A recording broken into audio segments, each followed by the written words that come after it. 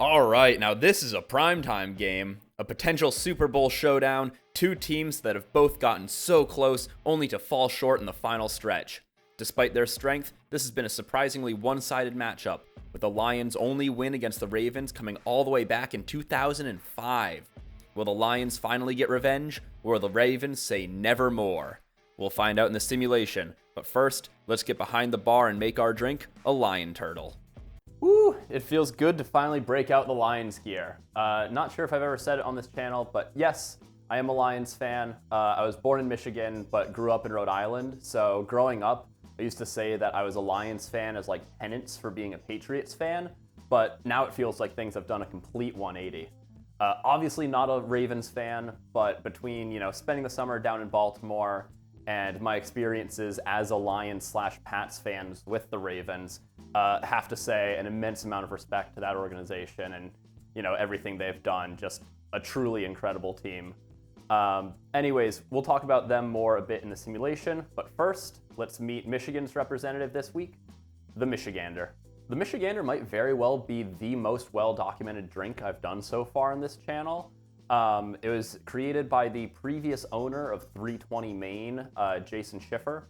320 Main is an American restaurant down in Seal Beach, California, which is like just south of Long Beach. And it's been open since at least 2011, so good on them for keeping that place running. The reason I say this cocktail is one of the best documented out there is because of a blog post on their website from November 4th, 2011, where Jason basically explains his entire thought process behind creating this drink. So we've got really good documentation on why each of the ingredients, that he put into this drink went into it. As you can probably guess from the name, Jason is a fellow Michigander, and he found himself feeling homesick for that sort of classic Michigan fall, and he wanted to recreate those vibes in a drink. Quote, "I got nostalgic about the chill in the air, the earthiness of burning leaves, and the sweet smells of apple cider." It's fucking preach, man. It's like 80-something degrees in DC right now, and I would love nothing more than a crisp 60-degree autumn day with a glass of apple cider. That sounds incredible. Anyways, the spec he eventually chose for the drink was apple brandy, Cynar, which is an Italian Amaro made from artichoke, which was chosen because it really has those sort of rich, bitter notes to it, honey and lemon. So overall, a pretty simple drink, but one that I personally think does a really good job at sort of capturing that, earthy fall vibe in a sort of unique way. Honestly, if I were asked to create a drink that, sort of feels like a classic fall, I would probably arrive at a relatively similar spec. All right, time for a bit more Connor lore. So, born in Michigan, grew up in Rhode Island, then I went back to Michigan for college, getting my bachelor's in mechanical engineering from Michigan State. Go Spartans. Whoa, he has trouble with the snap! And during that undergrad, I did my internship down in Baltimore, which is where I really kind of fell in love with that city. It is a beautiful place, as long as you know where you should go and where not to go. However, one of the other things I was doing while I was majoring in mechanical engineering was getting a master's in data science, which, as you can probably tell by this channel, I really enjoyed. I enjoyed it so much, as a matter of fact, that once I graduated, I went and got my master's degree in data science from the University of Maryland, which is the perfect segue to our next drink, the Diamondback. If you're a Big Ten alum, you might know that Maryland's mascot is the Terrapin, often shortened to the Terps, but what you might not know is that it is specifically the Diamondback Terrapin. I didn't even know that, and I went there. Now, this cocktail is not named directly after that cute little guy, but instead named after the Diamondback Lounge where it was created. Of course, the Diamondback Lounge is actually named after the turtle. The Diamondback Lounge is sadly no longer around, but it was in the Lord Baltimore Hotel, which was built in 1928 and which is actually still around. Now, normally I would just put an image of the Lord Baltimore Hotel up on screen and that'd be that, but DC is just an hour train ride away from Baltimore. So, yeah, I hopped on a train and headed up to Baltimore just to shoot 30 seconds of B-roll for this video. I commit to my damn bits. If I'm being honest, I didn't do it solely for this video. I was craving a little day trip, and this was the perfect excuse. I sadly don't have any interesting facts about the Lord Baltimore, but I really like this angle of it because I feel like you can really get a sense of how much volume this building takes up. Like, obviously there are larger buildings, but this one just feels like it takes up so much space. Oh, also, because I was in Baltimore and I had the time, I swung by the Ravens Stadium. They were doing some construction there, but it was still nice to get to see it. Alright, anyways, back on the train home. Vlog over. Bye-bye. Now, when the Diamondback Lounge first began serving this cocktail is unknown, but it was first recorded in Ted Saucier's 1951 cocktails book, Bottoms Up. The drink is remarkably straightforward and potent, consisting of rye whiskey, apple brandy, and yellow chartreuse, creating this sort of bitter, herbal, after dinner digestif. I actually had a really hard time deciding on a name for this drink, and it wasn't until I was talking about Avatar with some of my friends and the lion turtle came up that I was like, oh, lion turtle, that would be the perfect name for this drink. My thought process behind creating this drink was really driven by two things. Number one is making this apple brandy really the star of the show. Both the inspirations use it. It's a really interesting sort of, flavor that I don't get to use often. And two, limiting the number of new bottles that I was going to have to buy for this drink. That booze cruiser last episode did a number on my wallet, so I'm trying to keep things, within the realm of what I have and not try to stretch myself too far. So as a result, the final spec that I settled on for this is going to be 1 ounce of our apple brandy. So this is Laird straight apple brandy, bottled in bond, so it's actually 50% ABV. This is a full strength spirit made from apples. This is not a sweetened, apple liqueur type thing. As far as I can tell, Laird's really is the premium apple brandy. I think there are a couple others out there, but really can't go wrong with it. Next is 1 ounce of rye whiskey. For this one, I'm using Old Overholt. Again, rye whiskey is one of those things where you've got a lot of sort of choices. There's a lot of different whiskeys out in the market, and you can sort of pick one based on, either A, what you have lying around, or B, what sort of flavor profiles and, budget ranges you're working with. Then for a bit of sweetness, we are going to add 1/2 ounce of honey syrup.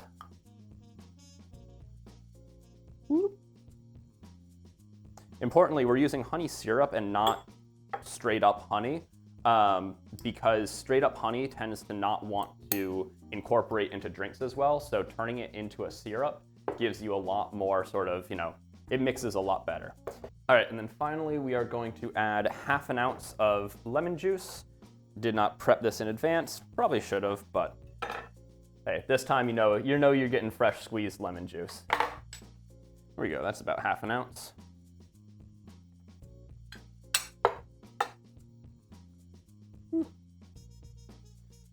Add that to the shaker, and then we are going to shake this bad boy up.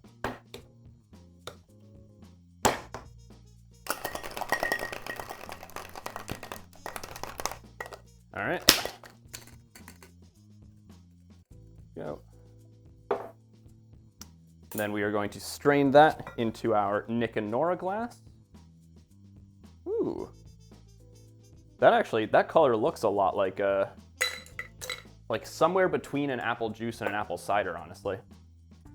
And then we are actually going to garnish this because I am feeling fancy. We are going to garnish this with a lemon peel and a maraschino cherry. See if the cherry's gonna play ball today. Gotcha. Oh yeah. Wonderful. Whew. And that right there is our lion turtle. Let's give it a try. Very pretty. Very high wash line. I actually had to pull back the spec from what it was originally because there would just be too much liquid for my tiny little Nick and Nora glasses.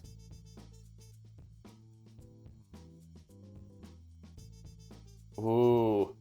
Oh, wow. Oh, that is so good.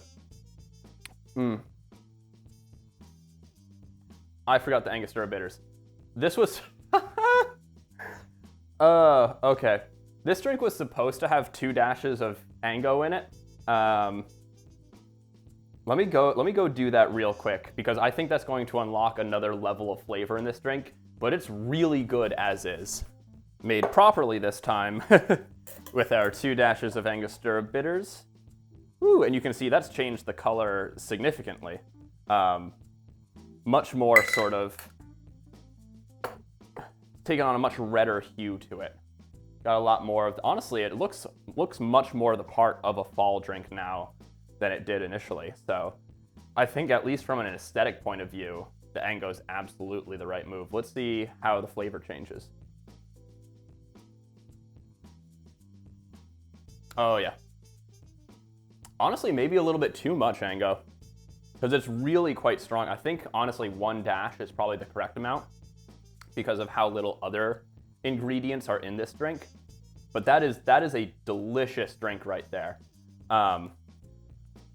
Everything sort of classic fall in a glass right here. You know, it's that apple, that honey, just enough lemon to sort of cut the sweetness and not be too overpowering.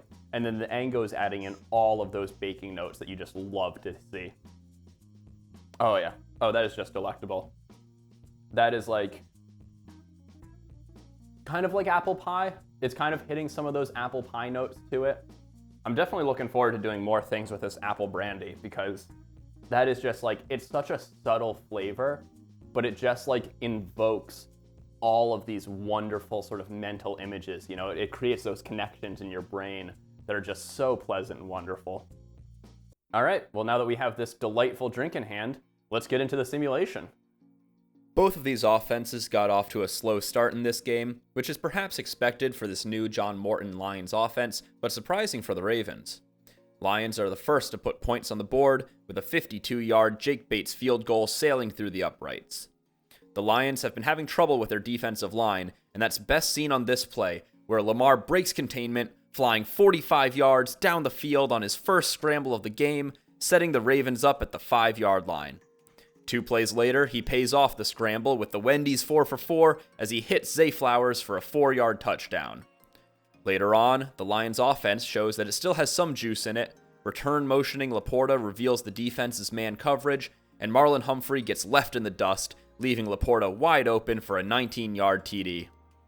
The Lions' run defense cracks on the following Ravens drive, as Derrick Henry hits the seam, taking off downfield, breaks 2 tackles in the secondary, and then keeps it trucking for a 62-yard rushing touchdown to retake the lead for the Ravens.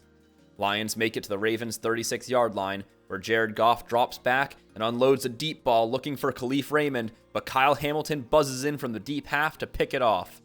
Since he was down in the end zone, the Ravens get the ball at their own 20. And on the very next play, Lamar Jackson shows off what a successful deep ball looks like, finding Rashad Bateman 65 yards downfield to put them in scoring position.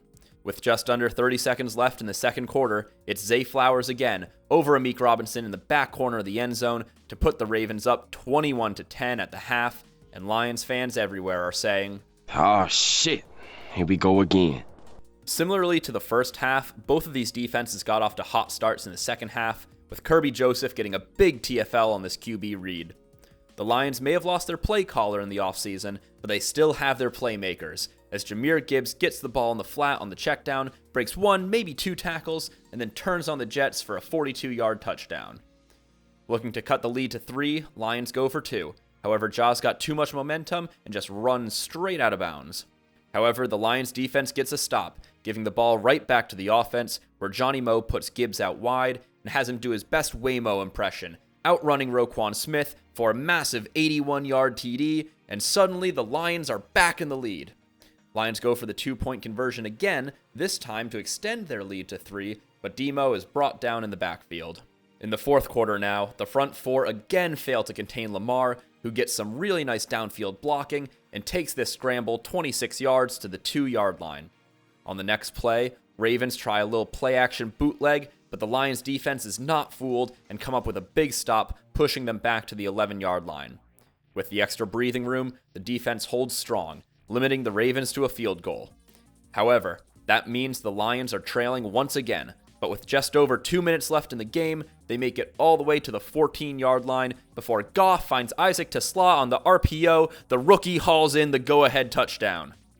Ravens marching in response, 4th and inches on the 47-yard line. They go QB read, and Brian Branch comes up for a huge tackle, stuffing Lamar in the backfield.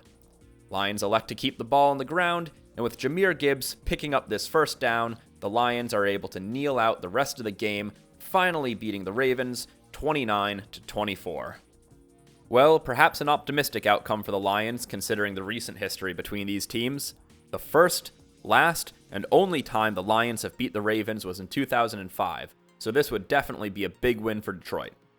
A fantastic game for Jared Goff, 347 yards, 4 touchdowns, a bit of a blemish from that interception, but still a really good performance. Not an all-time game for him, but certainly above average. Slightly below average for Lamar Jackson, but not atypical. Against the Chargers last season, he went for 177 passing yards and 2 touchdowns, essentially identical performance to this game. Now, he may not have thrown the ball much. To be fair, you don't have to throw the ball when you can just run it all the time. Now, there's very few quarterbacks who could rush for 97 on 8 carries and not immediately trigger the bullshit detector, but Lamar Jackson is one of them. Hell, he had 87 yards and a touchdown on only 4 carries in their game against the Texans last season. Similarly, 81 yards is actually below average for King Henry while on the Ravens, though typically he sees far greater volume. He averaged 19 carries per game last season. But this isn't unheard of efficiency for him. In the Tampa Bay game, he averaged over 11 yards per carry. Also, in perhaps the worst example of Madden not doing running back committees, you're telling me the Detroit Lions run the ball 19 times in a game and not a single carry is given to David Montgomery? No way in hell. Not happening. Now, I skimmed over Gibbs' disappointing rushing stats, but that's because I wanted to get right into these absolutely insane receiving numbers. Now, Gibbs is a dual threat back, and he's had some good games. He had 83 yards in that shootout against Buffalo last season, but 175? That's in the top 15 all time for running backs. In fact, there's only one comparable performance in the 21st century, and that's Jamal Charles' insane 2013 game against the Raiders, where he had 195 receiving yards on 8 receptions. And honestly, this insane performance from Gibbs kind of sucked up all the oxygen in the room. I mean, nobody else's numbers were going to compare to nearly 200 yards. The big losers from Gibbs' big game and Lamar's rushing performance were the wide receivers on these teams, especially the wide receiver ones. Only 3 catches for 16 yards for Zay Flowers, a bad game but not unprecedented. Similar deal with Amon-Ra having 1 catch for 15 yards. But hey, Isaac Tesla got his touchdown, so all is good in the world. In the Monte Carlo sim, Lamar Jackson's passing numbers remained quite low, but supplemented by a healthy amount of rushing yards. Derrick Henry has almost identical rushing yards in both sims, and over on the Lions side, will you look at that, it's David Montgomery. Very balanced performances for both of Detroit's running backs, no 100-plus yard games here. A much better game for Amon-Ra, hauling in around 7 catches, and if we look down a bit on the stat sheet, we can see that we still have an Isaac Tesla catch, so that's nice. Finally, the score distributions. We see that the most common outcome in the Monte Carlo sim is a 21-14 Lions victory. And this feels like a good opportunity to mention that even with the discrete nature of football scoring, there's still so many potential outcomes that the most common outcome still only has about a 3% chance of occurring. So when we average out the results of all these 10,000 simulated games, we get a final score of 21 Detroit, 17 Baltimore. Now, since this is the Monday night game, and I'm no longer doing the weekly recap videos, this is where we'll check in on how all the other teams are doing. Starting in the AFC, with 3 weeks down, we can see how the standings are starting to shake out. With the Ravens lost to the Lions, the Bengals reign alone atop the AFC North, while the Steelers and Browns suffer in the basement. The AFC East seems totally upside down, with the undefeated Dolphins on top and the winless Bills at the bottom. Chiefs are on top of the AFC West, so what's new there? And all of the AFC South teams are tied at 1 and 2, so same old, same old.